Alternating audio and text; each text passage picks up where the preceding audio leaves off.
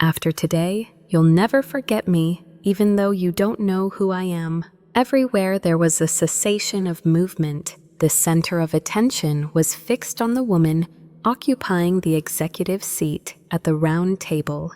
She seemed composed, almost purposeful. The room seemed tailor-made for her as she strode about in a sharp black suit and high heels that sounded like a gavel on the shiny marble floor. In her rearview mirror was the 20-story glass boardroom of Nexora Inc., its sunshine streaming in like the Day of Judgment. While seated, Ethan Cole moved slightly. An itch went up his smirk, laughing and chatting about the next expansion step for the firm. He and his inner circle were only a minute ago cocktails in hand. She was the target of a joke made by the VP of Finance. Wives who can't hold down a real job was the topic of conversation, and everyone laughed. But right now the laughter had subsided. A heavy leather folder was set on the table by her. Like a gavel, the clasp's snap resounded. Slipping each file across the table toward them silently, she opened them one by one. This included emails, images, and papers. Next, her voice cool and collected. "Hi, I'm Natalie Morgan. I started Nexora, and now I'm its Chief Executive Officer." Quite startled, a glass fell from the COO's hand. Ethan's complexion became white. "You ridiculed me because you believed I was only your wife, whom you felt sorry for. You ignored that one time and time again." With Ethan fixed in her gaze, she drew closer. "However, I am not your shadow today. Put it down. Try to relax. The reckoning is on me." The room sprang open in an instant, not due to noise, but to the reality.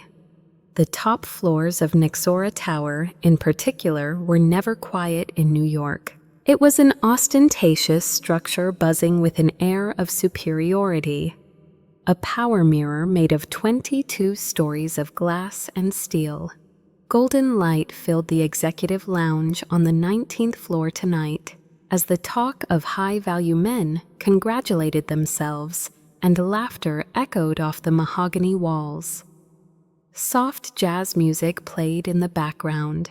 At the far end of the long table, partially obscured by a chandelier, sat Natalie Morgan. In her palm, she had a glass of crimson wine. Totally quiet, but it remains. That evening, she did not wear fancy clothing. She wore a basic yet lovely black outfit. Little to no labeling, just a tiny wedding band meaningless for years, and no other jewelry. Her presence was so composed and heavy that no one at the table even noticed.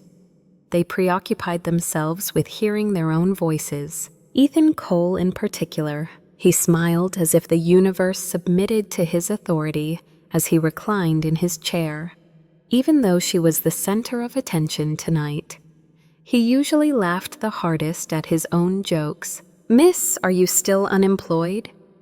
A condescending, fake sympathetic tone escaped Ethan's mouth. "Perhaps Starbucks is looking to fill some positions, but I've heard that company is really competitive right now." The guys on each side of him burst out laughing. Those in charge of the finances, tech VPs, his friends who had risen up the ranks not because of their actual abilities, but because they were part of the correct crowd. In response, Natalie smiled gently slanted her wine glass to one side. Something chillier than wrath reflected in the crimson liquid as it absorbed the light from the chandelier. Unbeknownst to Ethan, she had established this business. She completely missed the mark when it came to laying the groundwork for Nexora's success. Unbeknownst to me, her embedded code was on the server that processed the real-time deals. Truly, he was clueless, since she kept it a secret from him. When they first crossed paths 7 years ago at a San Diego tech conference, Natalie had already made up her mind.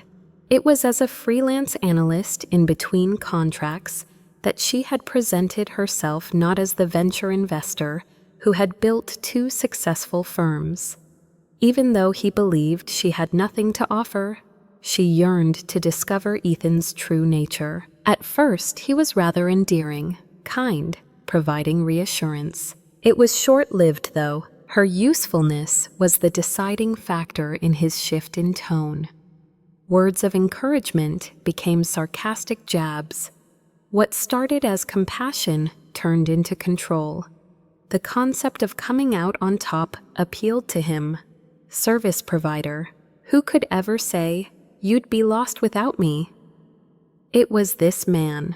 Natalie even participated. Along with him, she left her ultra-modern penthouse and settled into a more modest condo.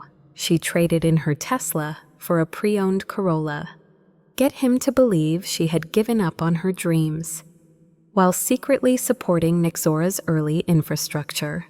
Her desk was the first to see every department head he had hired and every vendor deal he boasted about. Where does Ethan fit in? As a kid, he fantasized of playing the hero. To save her from what she called obscurity, she tries so hard, he would recount to his pals. She is really very kind. However, the actual world isn't her cup of tea. And they would just nod chuckle sip and ignore her completely. One evening after they had been married for 2 years, she recalled subtly bringing up her interest in a position as a financial analyst at a boutique business.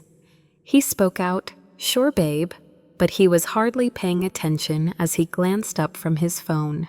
"Destroy yourself. Rest assured, I will not be the one to revise your resume once more." Something shifted that night. Rage wasn't it. At this time, no. Unclouded vision. For the first time, she beheld him. A relationship wasn't something Ethan was looking for. Just a mirror would do, something that mirrored the magnificence he felt within. Yet Natalie had never served as a reflection for anybody. In the lounge that night, she maintained complete silence. Allow them to giggle. Permit them to misjudge, for the simple reason that she understood. Being invisible had its power, and she knew it. She was aware that the entire group owed a lady who they felt didn't belong there, their paycheck status and corner office, and she would remind them when the time came. Quietly, please. However, there will be repercussions. Going missing was never in Natalie's plans. It was never her intention to disappear from history as the founder of the corporation she created. But there are moments when you just have to take a step back and let people be themselves for you to see the reality. Furthermore, what about Ethan Cole? All of it was shown to her by him. On a balmy October night in San Diego, they crossed paths. When rooftop pubs were bustling with startup activity and cocky men in fitted blazers traded venture capital anecdotes like medals of honor. It was the type of night that resounded with potential. Even Natalie's presence was unexpected. Under an assumed identity, she was secretly researching markets, screening engineers, and analyzing merger possibilities, all while having successfully created and sold her second software analytics startup. Earlier in the day, Ethan had been performing on stage, an affable guest speaker presenting a nascent financial concept cloaked in jargon. According to her, he possessed an air of authority, enduring charisma, confidence, the sort that may convince investors to overlook the superficiality for the time being. Initially, he went up to her, stated that he enjoyed hearing her laugh. She claimed to have the room's sharpest eyes. She grinned. Also, I was dishonest. Said she was in the middle of a deal, that she was burnt out from her previous job in data strategy. In other words, she was figuring things out. Where does Ethan stand?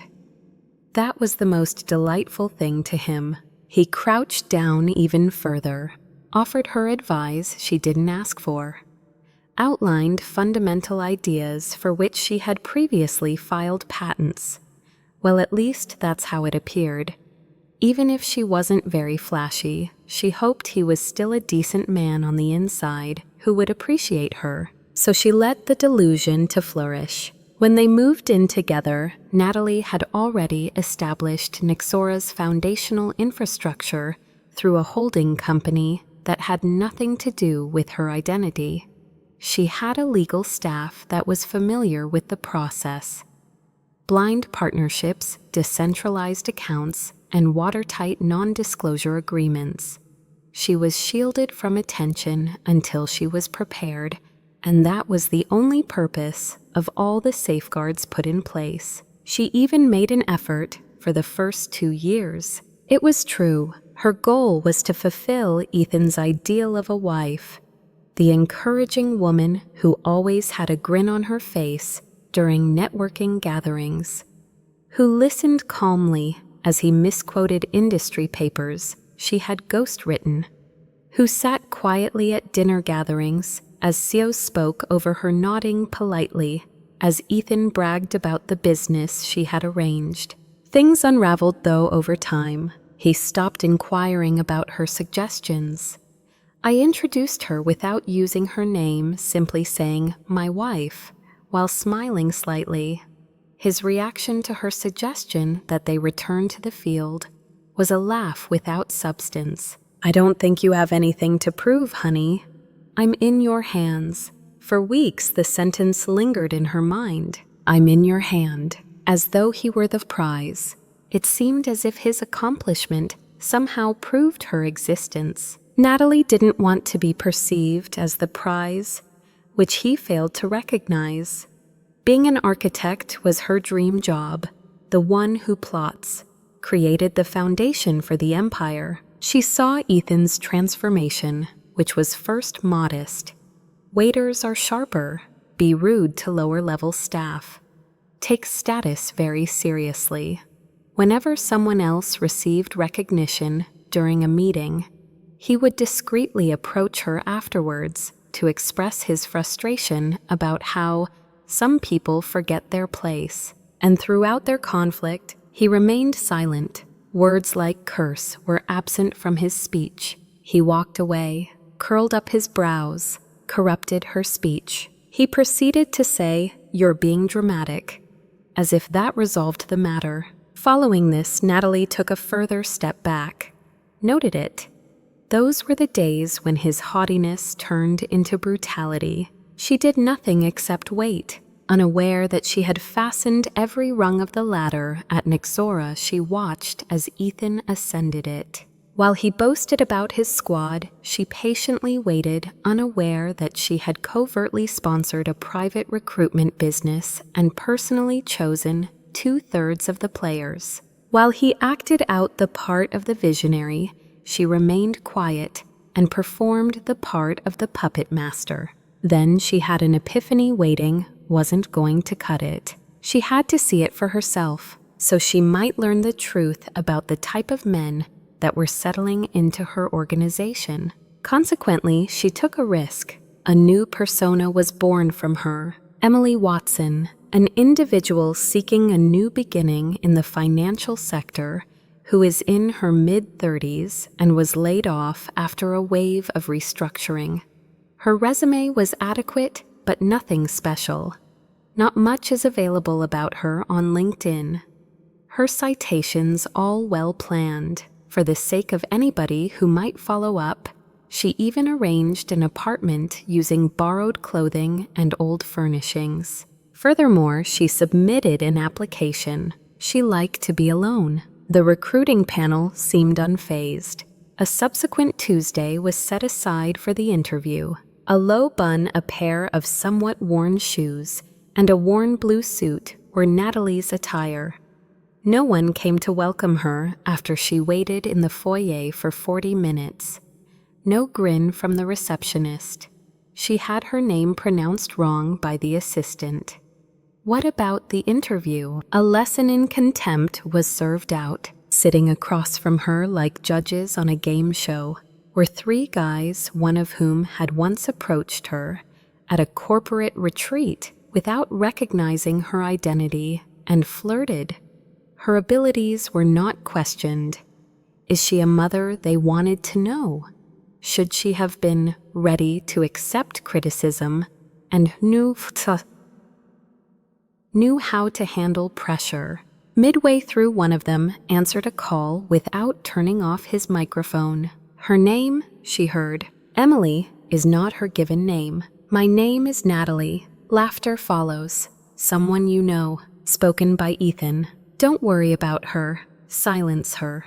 Boost morale is the goal. Then it happened. Kind of subdued, having a firm intention, despite leaving the interview with an appropriately courteous, "Thank you." Natalie's heart was on fire enough to destroy the building. However, she refrained from setting it ablaze. At this time, no. She meticulously plotted. Her gaze lingered. By allowing the infection to progress, she ensured that it would never return after removal. Exactly punishing them wasn't what Natalie had in mind. It was her hope that they would experience firsthand what it was like to be invisible, to be disregarded, patronized, and undervalued. To feel the decay herself, she wished she could stand in the same areas they ruled. So more than ever before, she embraced the mask. There was no longer any fictitious Emily West. She materialized, including the name of the college. Emily never graduated from the places she had lived in, and the temp jobs she reportedly failed at. Natalie committed Emily's background to memory. She was so good at acting out her rejection stories that she nearly believed them herself.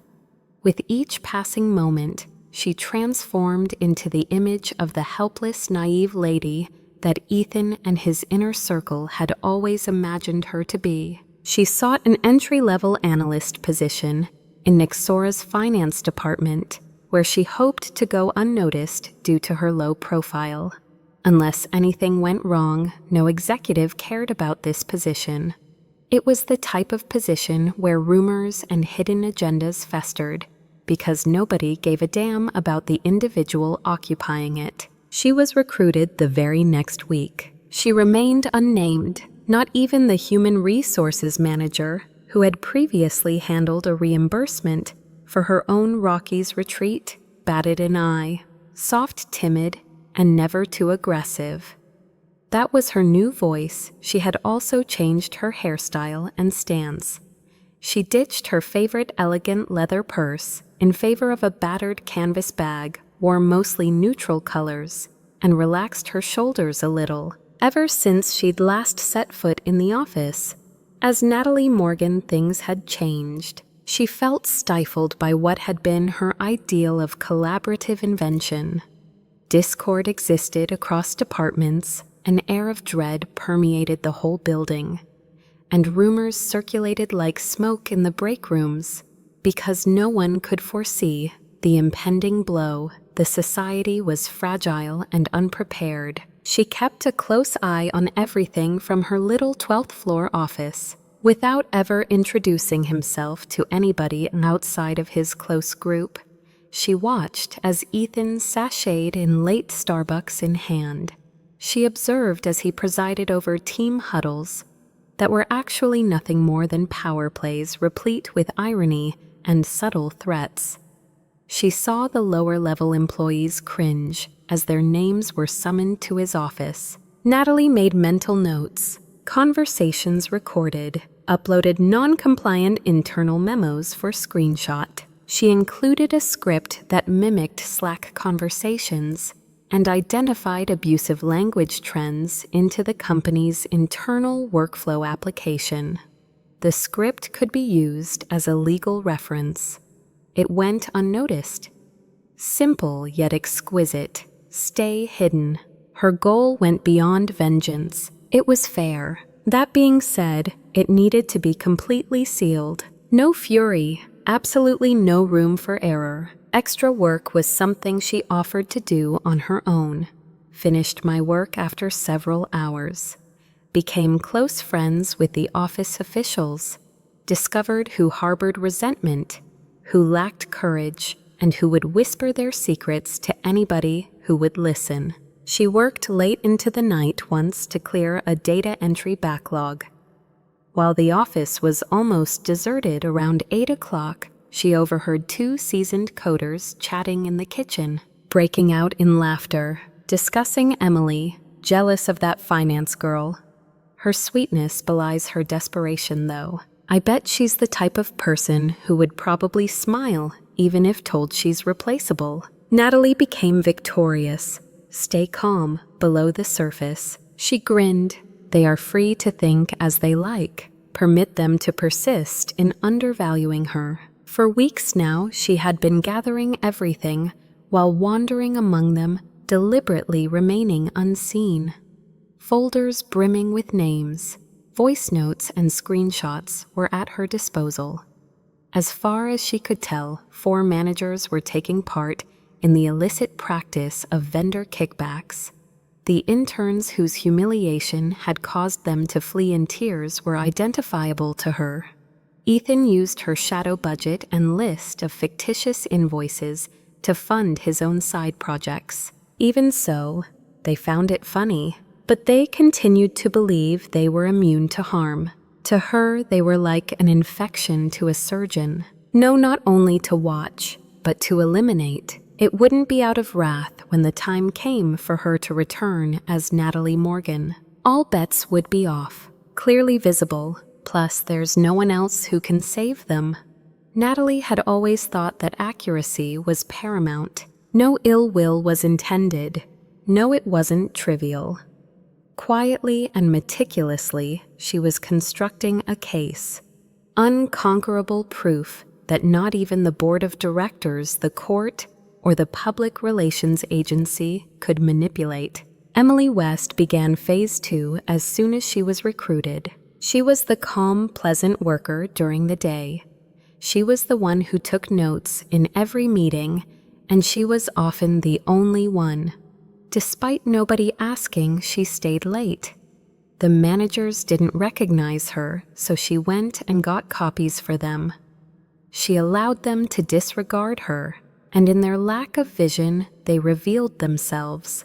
During the night, Natalie transformed into someone else entirely. Emily vanished behind her apartment's shut door, and Natalie reawakened, working with a corporate compliance specialist and a whistleblower protection attorney, both of whom she had collaborated with during her early purchases. She organized the effort.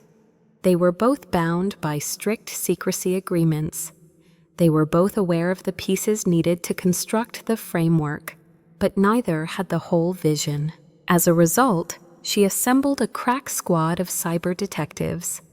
Now working as private sector IT analysts, once worked for the FBI. She used their assistance to establish encrypted tunnels into Nexora's inner workings, which she intended to reflect rather than alter. She had real-time access to all of the executives' actions. I upload every file, all invoices from vendors, every slush fund. Her home space became a battleground. Names, dates, payments, and emails were scattered over her digital timelines. With such distinct lines, red threads weren't necessary. There was more than simply lousy corruption. A widespread occurrence of it was confirmed. It wasn't enough for Ethan and his inner circle to run Nexora into the ground. They were actively draining its resources. In order to deceive investors, Natalie uncovered proof of fabricated performance reports, popping up foreign projects' budgets, a sham software license agreement with a Delaware P.O. box run by a man who happened to be Nexora's procurement chief's brother-in-law. Compared to her expectations, it was cleaner, overly pristine. This indicated that they practiced. Years had passed with this status quo. It wasn't the money, though, that made her become chilly. It was the individuals, submerged in a mountain of emails from months ago. An HR report detailed a formal complaint, lodged by a female junior analyst who had accused a director of harassment. Only 3 weeks after her grievance was resolved, there was no inquiry, no follow-up, and her record showed a voluntary termination. That was then compared by Natalie with the internal conversation records. She overheard the director making light of the allegation. Yet another one who is emotionally vulnerable. Tissues ought to be included in the onboarding kits. Each communication has a timestamp, the voice distinct. Her collection of lawful ammo had expanded beyond that. Moral leverage was being amassed by her. She started putting together a protected digital dossier which was coded encrypted and kept on a separate disk in a Utah server farm. The following were comprised: tapes taken during discussions held on an open floor, discriminatory humor and collaboration in Slack channels, the stolen project cache as seen in the screenshots, executives' private correspondence in which they discussed hiding evidence, expensive meals that were billed as client development but were really attended by staff members rather than clients. Ethan wasn't the only one she wanted to expose. She insisted on cleaning every part of the equipment. Subsequently, she would do it in front of an audience. However, it needed to be unmistakable. It was all about her timing. Instead of Ethan's personal assistant, Natalie had a better grasp of his schedule. When the board anticipated its year-end predictions, when investor calls were made, and when quarterly reports were written, were all things she was aware of. Like a campaign, she plotted her revelation. A few weeks later, she discreetly informed journalists who had chronicled Nexora's ascent to fame of little trackable clues. Suspicion of possible mishandling is palpable. Stay out of the way of the SEC's compliance auditors. However, zero indications that she was involved. At this time, no, because she wanted complete focus after the lights went down. With no holes to cushion the blow, Ethan didn't have enough time to get a spin ready. He continued to behave royally as he strolled about the office.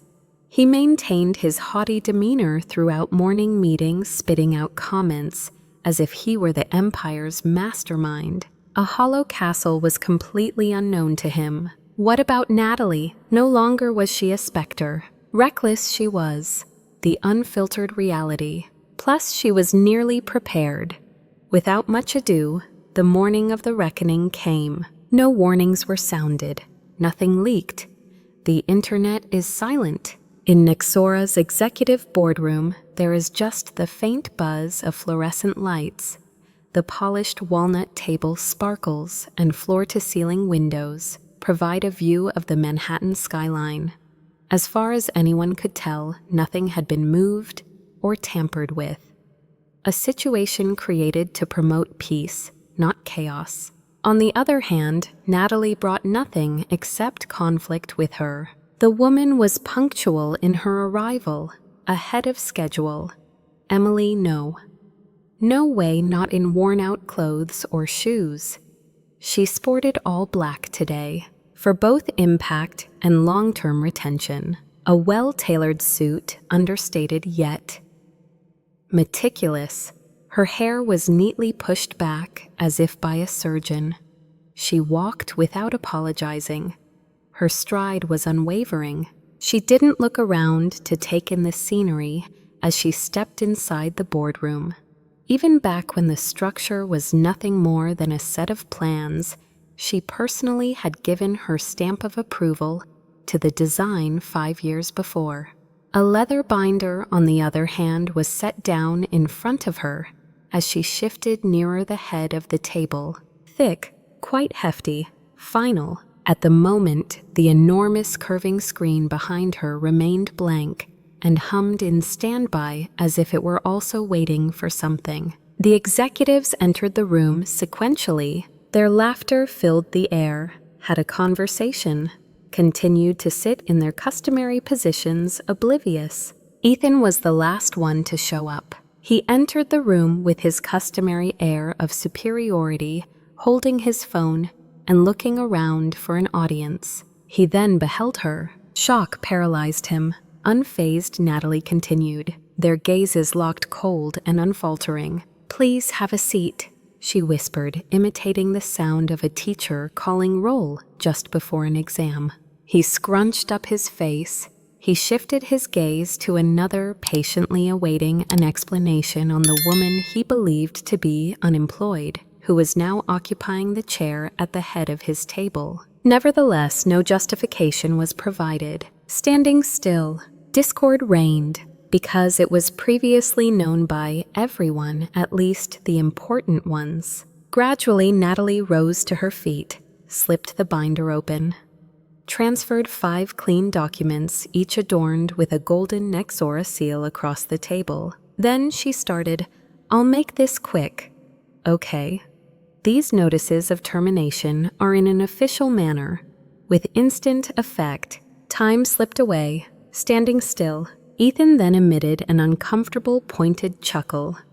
"Is this a joke or what?" Natalie kept her composure. "Natalie Morgan here, Nexora Incorporated's founder and majority stakeholder." The words sliced through the stillness like a sword as she let them dangle in the air. Upon hearing this, the chief operating officer's mouth fell. It was clear that the head of legal swallowed. With his jaw partially open, as if he had lost the ability to breathe, Ethan leaned back in shock. "I have been investigating various forms of internal wrongdoing for the last 2 years on my own," Natalie continued. "Theft of funds, anger and physical aggression, the breaking of regulations, invalid dismissal, and egregious misuse of authority." She turned around to see the television flash to life. With only a click, just one file. Multiple verified emails showed up, each with a timestamp. Every thread starts with Ethan's name. Chats about rewriting code, hiding budgets, and even dismissing an intern's harassment complaint with a joke. Once more she clicked. Music was played. This is a recording of Ethan's voice as he jokes about inflating his invoices, bringing up the back-channel dealings he was involved in with a software company and the board he advised in private. Natalie beheld as his cheeks turned a sickly shade of red. He was about to speak when she abruptly silenced him. "You said I wouldn't amount to anything without you," she said in a measured tone. "Having you was a blessing, that I would never have your business acumen." With a little lean, she leaned forward. "You are not the one who started this successful business. You claim to be the ruler of a realm that I had already established." Whispers of horror resounded around the room as further proof flashed across the screen. Text chains teasing workers' spreadsheets showing shadow budgets and internal conversations where Ethan's inner circle boasted about influencing product releases for personal benefit. Her eyes darted from one person to the next as she rose from her seat at the table. "I was the one who allowed you to think you were untouchable, so you all thought that." The stockholders were sitting silently along the back wall as she turned to face them. They maintained unwavering gaze. They expected it. Days prior, they had viewed the report. It was her who had sent it to them. They were now witnessing the conclusion materialize as if it were an undeniable fact. Another paper was passed across the table by Natalie. "Security is outside," she stated in a disapproving manner. "Your account has been disabled. Your belongings will be sent via regular mail." Trembling and with a flushed face, Ethan stood up. "You are completely wrong," he said. "Are you seriously suggesting that I might lose all of my hard work?" She inhaled deeply. "I'm not going to erase it," she declared. "It's being cleansed by me." 2 security guards were already advancing from their positions just inside the entrance as he made movements as if he were going to continue protesting. Shock paralyzed him. Natalie beheld it at that very moment. The reality, power is not important. This is not rebellion. However, worry. He redirected the terror he had inflicted on so many people against himself. However, he remained silent, observed helplessly as his delusion crumbled. The rest of the group rose to their feet and followed, frozen in shock as they were led away. Everyone avoided looking into her eyes. Nobody said anything last. It was over for them, and they knew it. The room was enveloped in a prolonged silence as the doors slammed shut behind them. Olivia let out a sigh, returning to the screen thereafter. Even if she no longer cared about it, the proof remained. It belonged to the business, to those who have endured pain in silence, and for the workers who were on the verge of quitting. There was a button push, there was a blackout, and with that, the past also vanished. There was a brief period of quiet. The news had already departed Nexora by the time lunchtime rolled around. The proof package had been sent to many major media outlets by an anonymous source who had been meticulously organized by Natalie's legal team. Tech publications' business sections and popular hashtags were bombarded with headlines within hours. Corporate purge terminates vice president of Nexora. So leaks years of corruption from within the company. The woman they misunderstood simply turned it off. Unlike before, Ethan Cole's name was in all the wrong places. The calls went unanswered, skipped the press conference that Nexora's board had scheduled for later that week. He mumbled something before slipping into an Uber when a reporter eventually caught up with him outside his apartment. He was wearing a crumpled polo shirt and had bloodshot eyes. It was an error. That was insufficient. A prompt investigation was initiated by the SEC. All of Ethan's internal financial records were sought for by financial authorities. Subpoenas were served on 3 of his closest acquaintances prior to the weekend. However, Natalie chose not to rejoice. Headlines weren't the point here. It was never going to be. The silent ones, the ones that happened behind closed doors, were the ones that mattered most to her. Someone who worked as a junior developer for her in the past phoned her to express her gratitude. She is now employed by a tiny Austin company. That same one who 2 years ago stormed out of a team meeting after the now proud CTO degraded her. She was contacted via email by the mother of an ex-Nexora intern who had left the program following the non-resolution of her complaint. It was a brief statement, but it packed a punch. "You spoke, and my daughter watched." Upon hearing this, she sobbed. She expressed her initial sensation of being acknowledged. More than any stock market recovery that, and Ethan, he was devastated. He put his once proud luxury apartment up for sale. Before the month came to a close, the owner had the rare electric roadster confiscated. Within 2 weeks of the scandal's revelation, his second wife initiated the divorce process.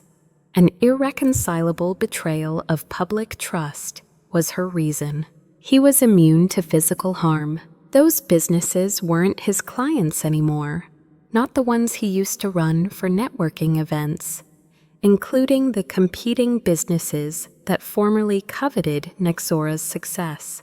He had turned into a nuclear weapon, a person whose ego got in the way of their success.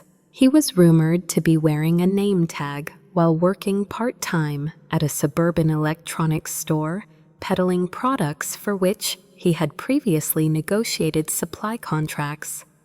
He crossed paths with one of Natalie's old staffers one afternoon. He appeared to be empty, the assistant said, like a person who came to the realization that he was never owed anything by the world. Where does Natalie stand? Seeing it with her own eyes wasn't necessary. She need not repeat the scene gloat or stare him down. The reality was that she had already shifted her focus elsewhere. The goal of the reckoning was never vengeance. Restorative justice was the theme, regarding reuniting Nexora with its original intended parent firm. Plus, that portion was only getting started. Natalie was very efficient with her time. There was no platform, no pomp, and no press the Monday after the layoffs as she stood in the middle of Nexora's main atrium. There she was alone on the marble floor with hundreds of workers who had never seen her in this form, never in a whisper, under no pretense, however in her true form. With a steady but friendly voice, "I know what this company was," she started. "Now I know what it evolved into, and from now on I'll know exactly what it is. Nothing written, staying on topic, truth alone." The reverberation of her remarks reverberated through the stairwells and up the glass walls, eventually reaching the people who had been silent for far too long. A fresh chapter wasn't the only thing Nexora was getting. Restarting was the process. Quickly, everything changed. Human resources was the first to undergo a radical transformation. The previous director was fired for willfully disregarding all complaints and covering up all infractions.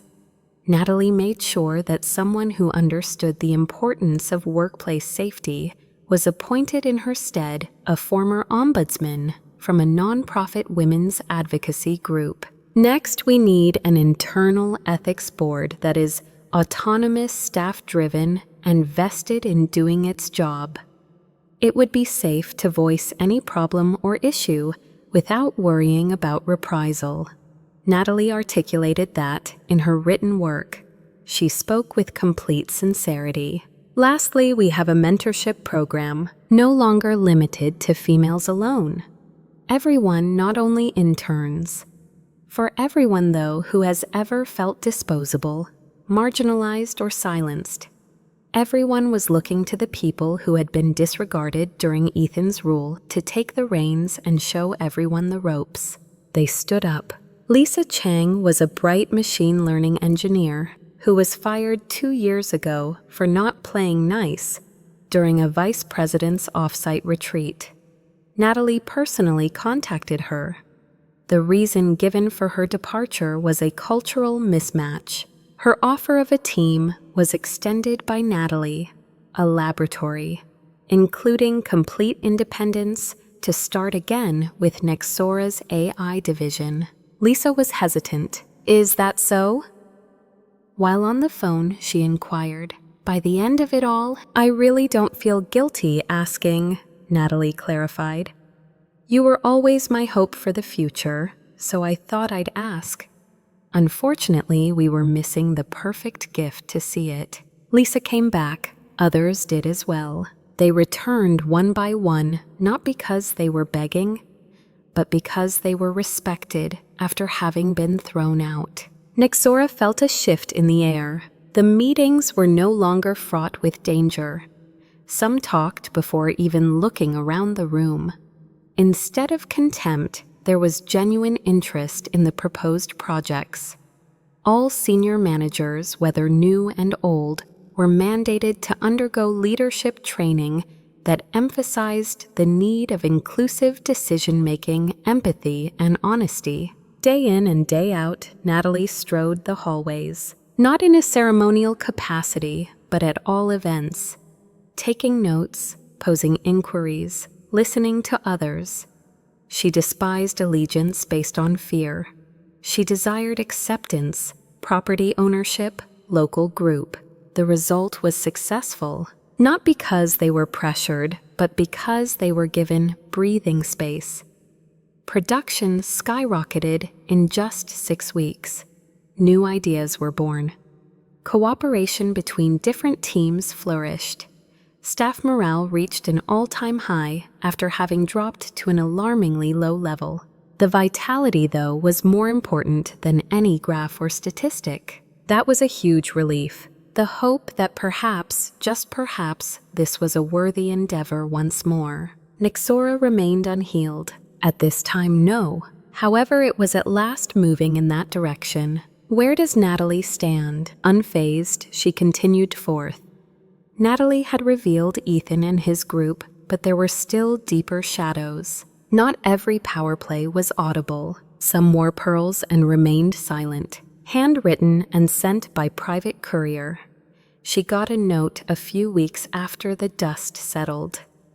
the type of stuff that the majority of CEOs no longer encounter. This message, however, was not sent by a random person. It was given to Ethan by his mother, Vivian Cole, despite being an early investor in Nexora and the founder of Cole Equity Partners. This woman had not been seen publicly entering the office for almost 4 years. Her silence was captured on paper, detached. Unfortunately, Natalie was wiser. The reason Vivian stayed put was because she was no longer interested. In order to watch, she took a step back. She had been patiently watching her son destroy the company's moral standing for years, and now she was prepared to speak. Just a little note, spot on. I was anticipating this very moment. He was unresponsive, although I had a feeling you were the architect from the start. I give you my shares. Put them to good use. 5% ownership was included in the notarized transfer. Subdued authority is now entirely under Natalie's control.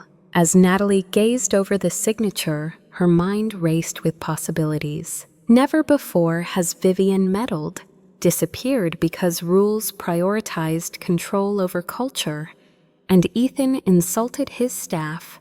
It was always a mystery to Natalie. It clicked for her now. Vivian had no intention of shielding Ethan. She awaited the one who would safeguard the business. Nonetheless, not every comeback was as refined. Avery Hill was there, someone who has experience as a user experience designer.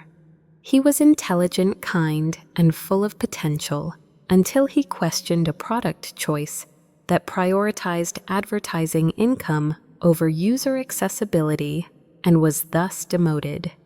In formal terms, he resigned. Informally, yes, a blacklist was placed against him. Whispers carried the news. Calls from recruiters ceased.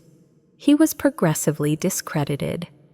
He returned to Boston, ceased all design work, and was on the verge of retiring from the field. His name was located in the archived departure interviews, according to Natalie. Just 25 years old, she recalled his direct inquiries and genuine gaze. By herself, she gave him a call. It seemed too good to be true to him. "Is this a joke or what?" he inquired. She said. "No," she responded. "This has been due for a while. A new accessibility program was to be led by him, and she gave him a position at the senior level with complete responsibility."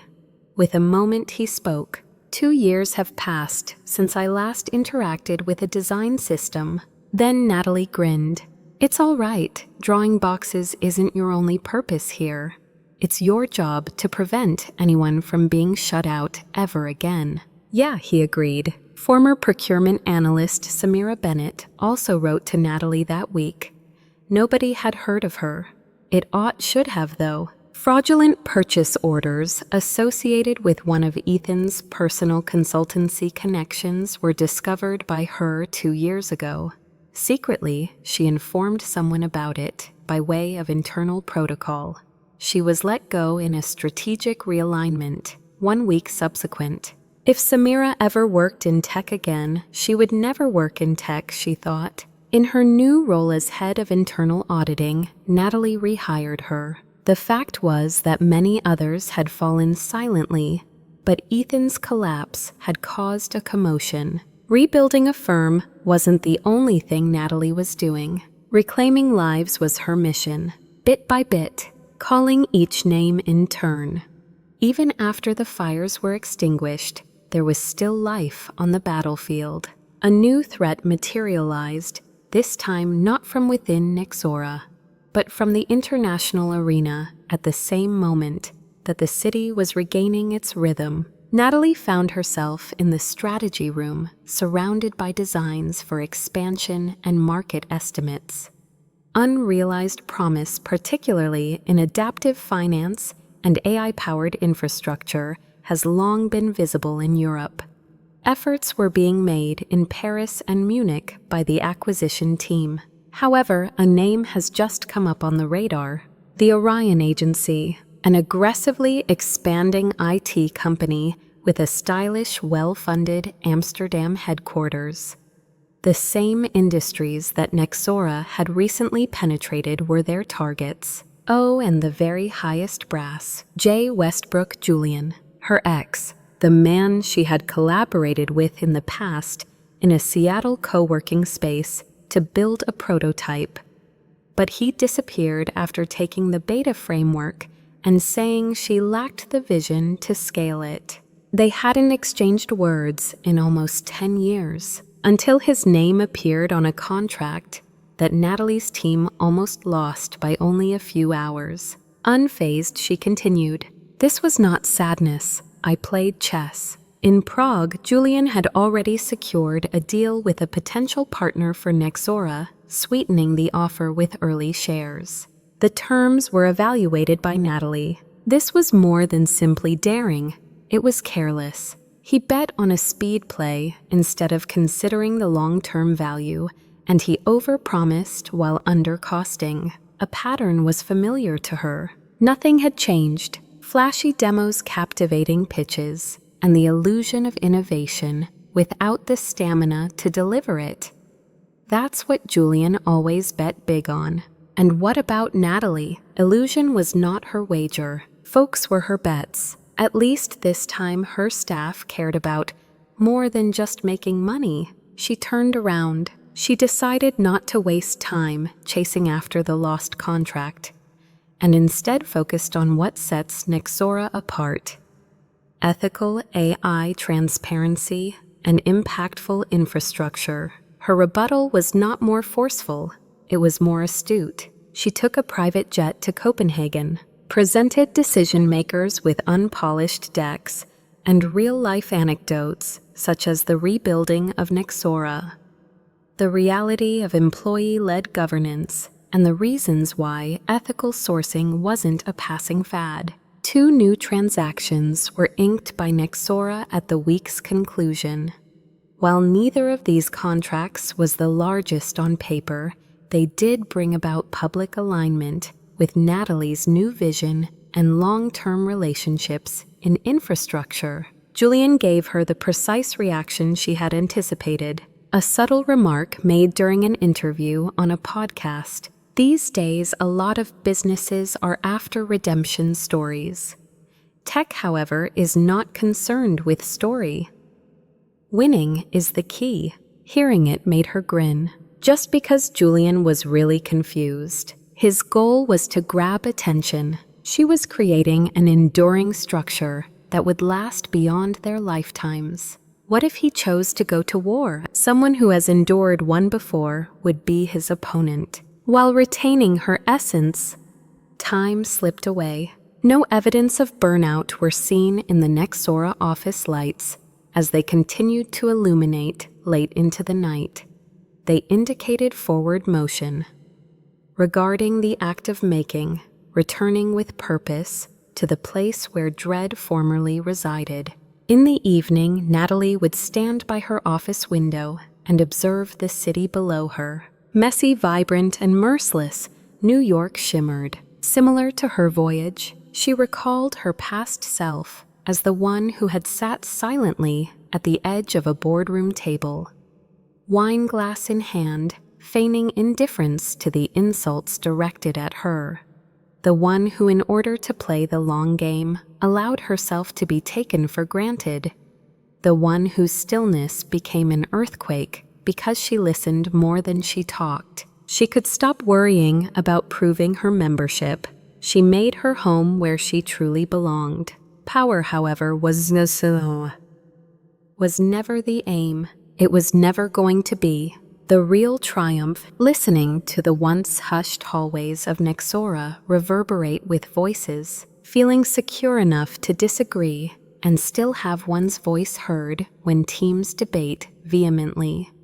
Beholding Lisa as she spearheaded an innovative AI ethics meeting, including female representatives from 5 nations.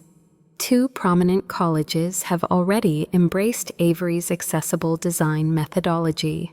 How about the figures? They clung to it. Earnings leveled out. The the faith of investors was restored. Attendance reached all-time highs. Those measurements were not framed by Natalie, though. She commemorated the first team meeting following the purge by framing a photo of it. Countless expressions, beaming with pride, no distractions. Right now, there were no invulnerable objects in that room. The only ones who showed up were the ones who wanted to improve things. The distinction lay in that. The legacy was that. Is Ethan still a mystery? She was in the dark. She could have skipped it. He had moved again. The rumor went. I attempted to launch a consulting firm, but I had very few inquiries. He was still trailed by the term Nexora, but now it was a warning note. Turn him off. Natalie was not interested in carrying her problems from the past. Something greater than vengeance had been taught to her. Something that leadership retreats couldn't teach or fake. Silence is the master of that power. It remains silent throughout talks. Arrogance isn't something it flaunts. It gets up. An ear is there for everybody to hear. When others attempt to remove it, it creates room. That authority, it transforms more than only executive suites. Lives are transformed. Therefore, when the young founders questioned, "How did you recover from being scorned, belittled, and disregarded?" Simply, she would respond, "I never returned. I simply came out of hiding." Reason being, survival was not the focus of the lesson.